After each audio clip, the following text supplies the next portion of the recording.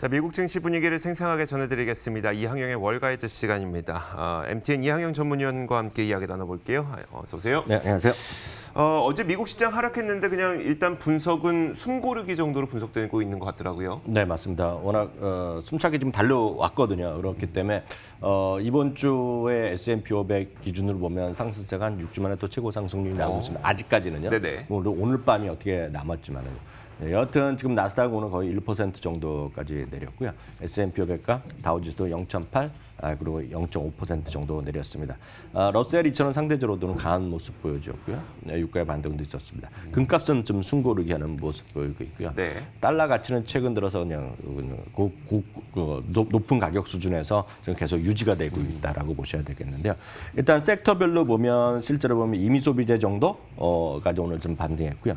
또 하나가 이제 산업재 섹터가 좀 반등했지만 네. 시장에서 큰 의미를 찾기는 쉽지 않았습니다. 산업재는 잠시 후에 말씀드렸지만 이제 항공산업 이런 이제 그런 쪽에서 오늘 좀 그 주가 올라서 보잉이 여기 들어가 있기 네네. 때문에 좀 올랐다라고 보셔야 되겠고요.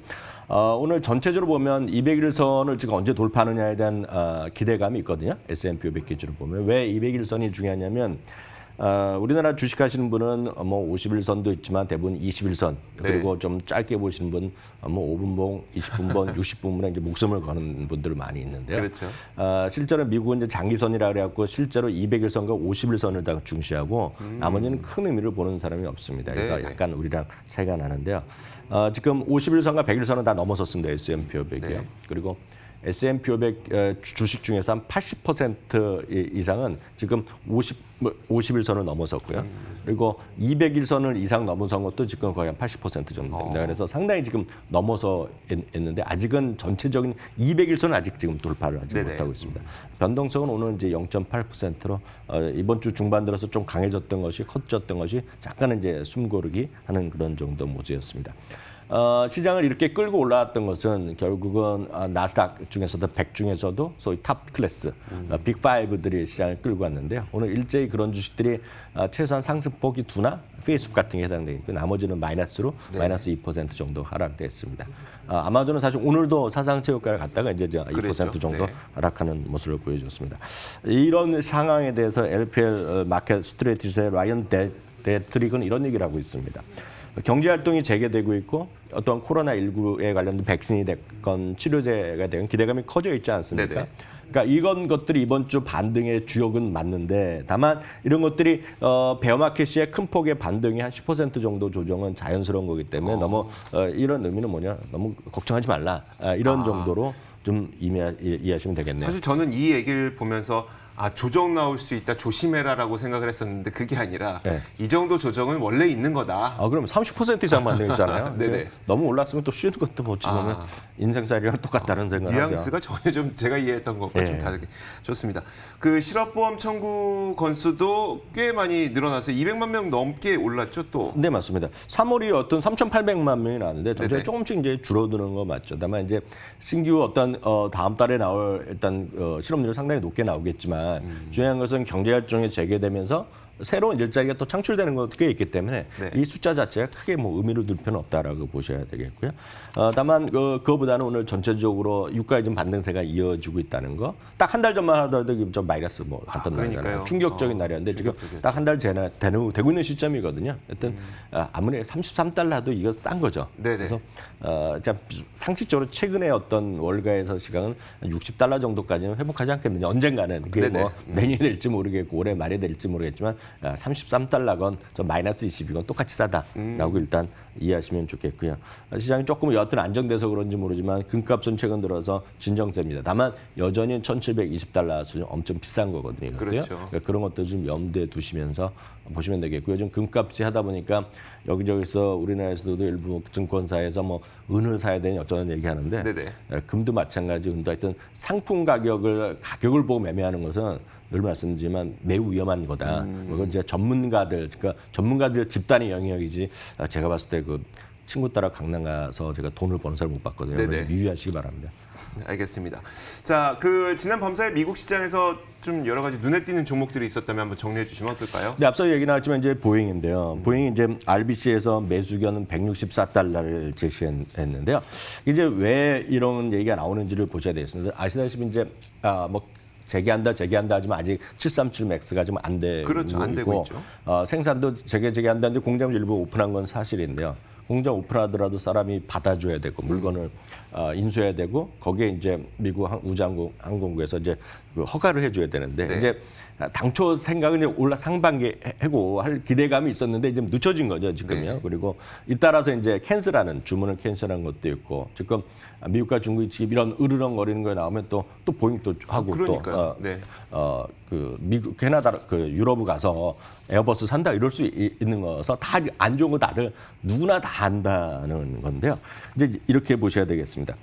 왜 RBC에서 왜 이런 얘기를 하면 두 가지를 얘기하고 있는데 첫 번째는 아무리 그렇게 하더라도 리스크 대비 기대 수익률이 워낙 크다는 겁니다. 위험 대비 기대 수익률이 워낙 크기 때문에 이건 할 만한 가격이다. 그래서 네네. 딱 보면 이 가격을 예전에 이게 작년 초만 하더라도 420불 막 넘거든요. 맞아요, 그래서 이게 500불 간다 얘기하던 거거든요. 그래서 일단 이게 목표가 엄청 높게 아닙니다. 여기서 160달러 하면 지금보다 크게 물론 이게 80달러에서부터 올라왔지만 그렇죠. 높은 거 아니라는 게 첫 번째 분야가 되겠고요. 여러분들 약간 이해 관심이 없으신 분은 모르시겠지만 이거의 핵심 뭐냐면 방위 산업 있죠. 맞아요. 네. 방위 산업에 대한 분야가 저평가에 되어 있다는 건데 그 방위 산업 중에서도 뭐냐면 우주항공 산업입니다. 우주항공 방위인데 네. 이게 작년에 이제 드디어 트럼프 대통령이 대선 전 또 공약했던 건데요. 스페이스 부대를 만들었죠. 우주군을 창설. 우주군. 이게 네. 사실 여러분들 영화에서나 보던 것들인데요. 근데 네. 이게 미국뿐만 아니라 중국도 우주군을 창설했고요. 프랑스인가요? 유럽에서 네. 우주군을 창설했고요. 네. 제일 먼저 한 건 러시아가 제일 먼저 네네. 했고요. 그다음에 중국, 이제 프랑스도 해왔고요. 이제 일본도 무슨 2022년 3년까지 맞아요. 해서 한다고 제가 네. 한번 제가 설명해드린 적이 있는데요. 이게 이제 그 우주부대가 이제 창설돼갖고 얼마 전에 처음으로 주문이 들어갔습니다. 네, 처음으로 이제 예산을 딴 거거든요. 그래서 네네. 주문이 들어간 겁니다. 그래서 첫 주문이 어디로 들어가면 보잉으로 들어갔고요. 그래서 보잉이 그리고 보잉과 로키드 마틴이 그 이런 우주의 그 산업을 위해서 조인트 벤처한 게 있습니다. 이제 네. 그거에 대한 얘기를 하는 사람도 있고 이게 같은 묶음이다. 그래서 오늘 이렇게 올라간 것이 앞서도 있지만 지금 미국에서는 그러고 너무 그런 거 보지 말고 우주 산업을 봐라. 네네. 그러면서 하는 거가 근데 사실 똑같습니다. 보잉, 로키드 마틴 다 똑같은 거기 분류되면 또 거기 분류되는 거거든요. 그래서 거기에 있고 노스럽 그루먼들이 오늘 다 같이 올라가면서 네. 앞서 이제 그 보면 이 산업재 섹터가 오늘 올랐다고 말씀드렸잖아요. 그것들이 딱 지금 산업재 섹터에 있는 겁니다. 그래서 오늘 방산주가 산업재에 들어가 있군요. 네, 그래서 네. 그래서 좀 오르는 거다라고 일단 이해하시면 되겠고요. 그 밖에는 이제 빅토리아 시크릿으로 유명한 엘브랜즈가 있는데 이게 워낙 사업이 안 되잖아요. 네, 그렇죠. 그래갖고 얘네가 이제 이걸 띄어갖고 팔려고 그랬었는데 네. 이게 매각이 무산됐거든요. 그래서 잘 안 되고 있죠. 지금 이런 사태에 터져서. 근데 오늘 지금 올라간 것은 이제 300여 점포 이제 구조 조정하겠다, 뭐 네네. 살려보겠다 하면서 오늘 주가 18%는 급등했는데 이거 뭐 전형적인 재료이기 때문에 크게 의미가 있을지 모르겠고요. 그보다 스타벅스 이런 쪽에 좀 관심을 가지면 전 좋을 것 같은데요. 네. 어떤 주가 바닥에서 조금씩 올라오고 안정을 찾고 있는데요. 스타벅스 CEO가 있고요. 그리고 아시는 팀 쿡 이런 사람들이 지금 이런 코로나19에 따른 셧다운 이후의 상황에 대해서 자주 보고를 하는 거인데 오늘 또 노트를 썼는데요. 전년 대비 그 수준이 작년 딱 이맘때가 100이었다 매출 나왔다면 지금 네네. 저녁에 지금 오픈하고 있는 거 아닙니까? 네. 지금 60%까지 회복됐다는 겁니다. 스타벅스 매출이요. 네. 그래서 이런 것들에 대해서 상당히 빠르게 회복되고 있다. 최근 들어서 시장 가장 사상적 랠리를 계속한 게 치폴레거든요. 네네. 그래서 결국은 이런 코로나19가 끝나면 제일 먼저 어디 가겠냐고 했을 때 가장 쉽게 가는 것이 밥 계속 먹으러, 말씀하신 뭐 밥 커피 먹으러 마시러. 하고 커피 마시러 가는 거거든요. 그러니까 앉아서 공부하고 네네. 이런 거거든요. 그러니까 그런 것들이 지금 시장에서 알게 모르게 반영되고 있다는 걸 말씀드리겠고요. 오늘 이제 그 실적 발표가 잠시 전에 했죠. 엔비디아를 속보로 제가 잠깐 전해드리겠는데요. 엔비디아는 일단 아시다시피 오늘까지요. 네네. 오늘까지 정확하게 50%가 올라갔죠. 근데 지금 올해 연초 대비요. 그러니까 여러분 느끼다시피 이거 대단하다는 거 아닙니까? 그래서 그러니까 저점 대비가 아니잖아요. 올해. 네, 그냥 올해 네, 와. 50% 올랐죠. 네. 그래서 이제 사상체육가를 좀 갔는데 오늘은 이제 다 빠지다 보니까 2.17%가 떨어졌고요. 네. 시간에서 뭐 조금 0.5%, 1% 정도 떨어지고 있는데요. 주행 핵심은 뭐냐면 주당 이익이요. 1.69달러 정도가 예상됐었는데 1.80달러입니다. 그래서 매출은 30억 달러에서 30.8억이기 때문에 뭐 서프라이즈는 아니지만 상당히 맞춘 건 맞습니다. 그래서 그렇지만 주가 확 올라면 이제 서프라이즈를 해야 되는 서프라이즈까지는 아니었죠. 저 네. 수준 보면 계셔야 되겠고요.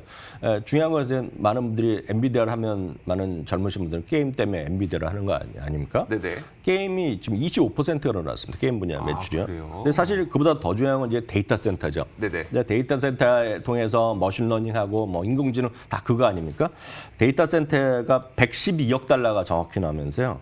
사상 처음으로 100억 달러 넘었는데요, 매출. 그러니까 전체 매출의 3분의 1 이상이 여기서 나왔는데 전년 대비 80%가 늘어났습니다. 그래서 80%. 예, 그리고 2분기 전망 가이던스를 오늘 또 했는데요. 웬만하면 지금 가이던스 안 하거나 내리잖아요. 네네. 가이던스가 지금 월가 컨센서스를 상회했습니다. 그래서 뭐 오늘 그것 때문에 시간에서 올라가진 않지만 네네. 여전히 오늘 상당히 긍정적인 실적을 발표했겠고요. 뭐 쭉 추가되는 것은 다음 주에 제가 추가적으로 업데이트 알겠습니다. 해드리도록 이 하겠습니다. 엔비디아에 대해서 또 궁금한 게 많으니까요. 한번 다음 주에 네네네. 한번 좀 자세하게 준비를 해주시죠.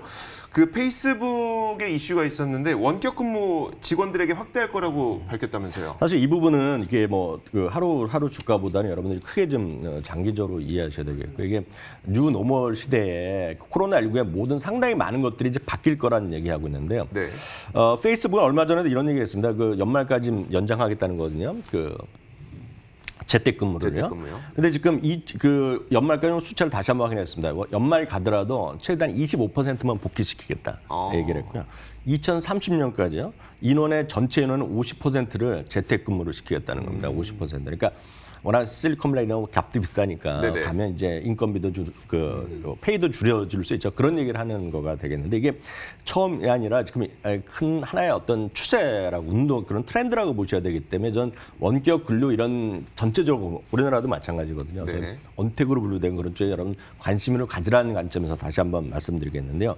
이런 지금은 시장에서 가장 크게 먼저 한 사람이 바로 잭 도시입니다. 네. 잭 도시는 여러분들 잘 아시지만 이제 트위터를 창업하고 그렇죠. 네. 그 사람이 이제 스퀘어까지 갖고 있는데요. 이게 하루 차이로 계속 발표했습니다. 모든 직원 있죠. 네. 단기간이 아니라 퍼머넌트입니다. 영원히 재택근무를 하겠다는 겁니다. 네. 그러니까 트위터나 스퀘어가 그렇게 했고요.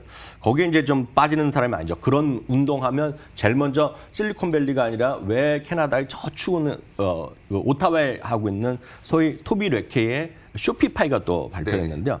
일단은 2021년까지요. 내년까지 재택근무한다는 겁니다. 하고 여기 오늘 그 트윗을 하나 날렸는데요. 네. 결국은 전원입니다. 여기도 전원. 전원. 전원 재택근무. 근데 여기는 워낙 그럴 수밖에 없는 게 그런 것들 때문에 그런 쪽으로 이제 그 핵심인 사람들이 많은 그런 쪽에 실리콘밸리가 아니라 캐나다 저 추운 곳에 간 거거든요. 그래서 이런 것들이 아마 큰 움직임 자체가 될 것 같고요. 참고적으로 어찌 됐건 페이스북은 오늘 그 어떤 다 밀린 와중에 플러스 보합 났는데요. 네네. 쇼피파이는 오늘도 3% 올랐어요. 그래서 오늘 사상 최고가로 그냥 계속 끌고 가고 있는 것이 정말 무서운 주식이다라고 이해하시면 되겠습니다. 좋습니다. 자.